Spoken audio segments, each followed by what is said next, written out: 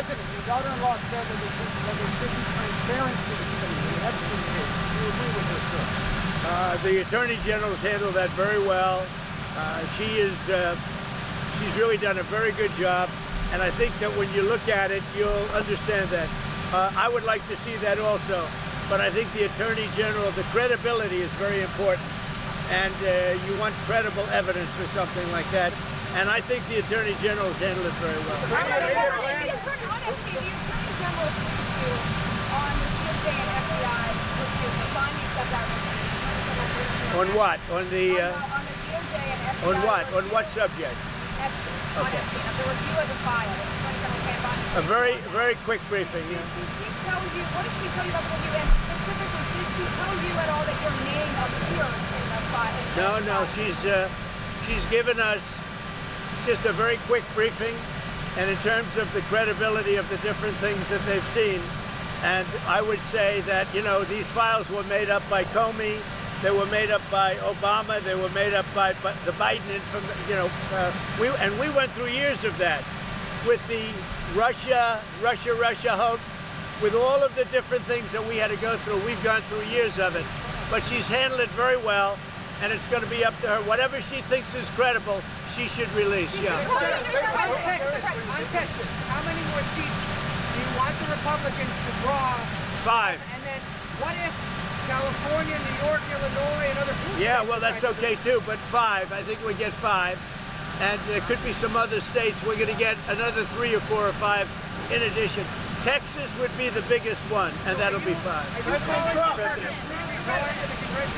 No, just a very simple redrawing. We pick up 5 seats. But we have a couple of other states where we'll pick up seats also. What's your last time you spoke with Fed Chairman Jerome Powell? When was the last time you spoke with him? Well, when he was in my office. And what did you tell him when he was in your office? I told him he's doing a very bad job. He's way late. That's why I call him too late. Jerome Powell is too late. He's way late. Interest rates should be coming down. We have a very successful country. We should have the lowest interest rate anywhere in the world, and we don't. Jerome Powell has done a terrible job, and frankly, I don't think he could do a worse job. He's called everything wrong. So they had a report come out the other day, 71 different economists, and me. You know who was right? Me. Are you going to... Did you know that? I was right. I did know, Mr. President. Are you going to appoint Mr. Powell to another term as Fed chair?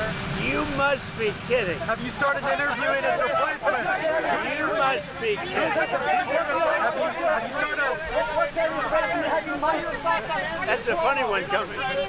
You had to waste a question like that. Are you still negotiating with the EU on tariffs? Are you still negotiating with the European No, we are talking to the EU. Yes. And we're making progress. But look, you know, we already have a deal with the EU. It's called the letter that was sent out. I think it was 30%. That's the EU. But we, at the same time, we are talking. What happens if the EU retaliates? No. Go ahead. Well, Mr. President, your reaction to Andrew Cuomo staying in the New York City mayor's race. Andrew Cuomo staying in the New York City mayor's race. I think he should stay. I think he has a shot. Would you prefer him over... Well, I don't want to say. You know, I'm a Republican. He's a Democrat or an independent. No, I think Andrew would have a good shot of winning.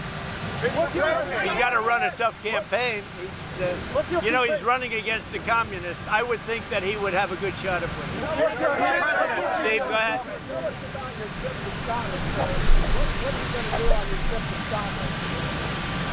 We're going to be meeting with the British Prime Minister, very respected, and we are going to have a meeting with him probably in Aberdeen, and we're going to do a lot of different things, and we're going to also refine the trade deal that we've made. So we'll be meeting mostly with the, at probably one of my properties, or maybe not, depending on what happens, but we'll be in Aberdeen in Scotland, meeting with the Prime Minister. Do you have a message for the EU? Mr. President, do you have a message for the EU if they retaliate for your tariffs? Well, I don't know how they can retaliate. You know, they've made a lot of money, they've treated us very badly, but now they're treating us very nicely. And I think we'll end up, I think everybody's going to be happy with the EU. What's your preferred party? Any plans to meet with Pope Leo in the near future? Not a plan. I would do it. I have a lot of respect I really like his brother. His brother is a major, serious Trumper. You know that. He's MAGA all the way. I like the Pope's brother, and I think I'd like the Pope. But the Pope's brother lives in Florida. I met him, and he is MAGA. He's got MAGA signs all over the house. He likes Trump, and I like him. How about you?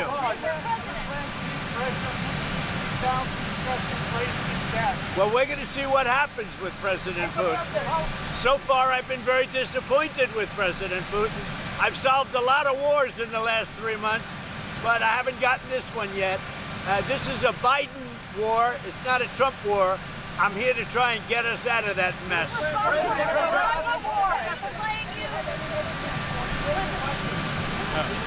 Any messages for what? Yeah, go ahead. Do I have a what?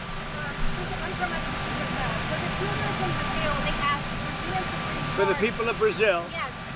Are you from Brazil? I am. Okay. Prosecutors in Brazil asked the Supreme Court to find former President Bolsonaro guilty. Any word of that? He's going to trial now, right?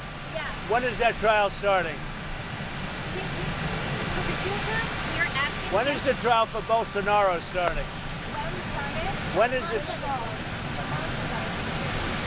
How is it going? Now they're asking him to find him guilty. But they haven't found him guilty, have they? But have they found him guilty? No. Look, here's the story. President Bolsonaro is a good man. I've gotten to know a lot of prime ministers and presidents and kings and queens. And I know him, and I'm pretty good at this. President Bolsonaro is not a dishonest man. He loves the people of Brazil. He fought hard for the people of Brazil. He negotiated trade deals against me for the people of Brazil, and he was very tough. And he was tough because he wanted to do a good deal for his country. He was not a dishonest man. And I believe it's a witch hunt, and it shouldn't be happening. And it's not that I know him that, look, he's not like a friend of mine. He's somebody that I know. And I know him as a representative of millions of people, Brazilians. They're great people. And he loves the country, and he fought hard for those people, and they want to put him in jail. And I think that's a witch hunt, and I think it's very unfortunate. And nobody's happy with what Brazil is doing, because Bolsonaro was a respected president. Very respected. You want Adam Schiff brought to justice. I would love to see him brought to justice. I'll tell you what, I think Adam Schiff is one of the lowest of the low. I would love to see him brought to justice. He's a dishonest, crooked guy. I don't know about the individual charge, if that even happens. But Adam Schiff is a serious lowlife. And tomorrow morning here in Washington, AOC is hosting Zoran Al-Nami for breakfast. Were you invited? I'd love to be. I'd really love to go. I mean, I look forward to meeting them both. I know them both very well through what I read and through what I see. Look, he's a communist. I don't think our country is ready for a communist, but we're going to see. And I don't think that race is over yet either. You do have a couple of people running against, and it'll be an interesting thing. Things are coming out about him which aren't good. And, you know, AOC, look, I think she's very nice, but she's very low IQ. And we really don't need low IQ. Between her and Crockett, we're going to give them both an IQ test to see who comes out best. Now, I took my test. I took a real test at Walter Reed Medical Center, and I aced it. I got every one of all those questions right. Now it's time for them to take a test. Anyway, have a good time.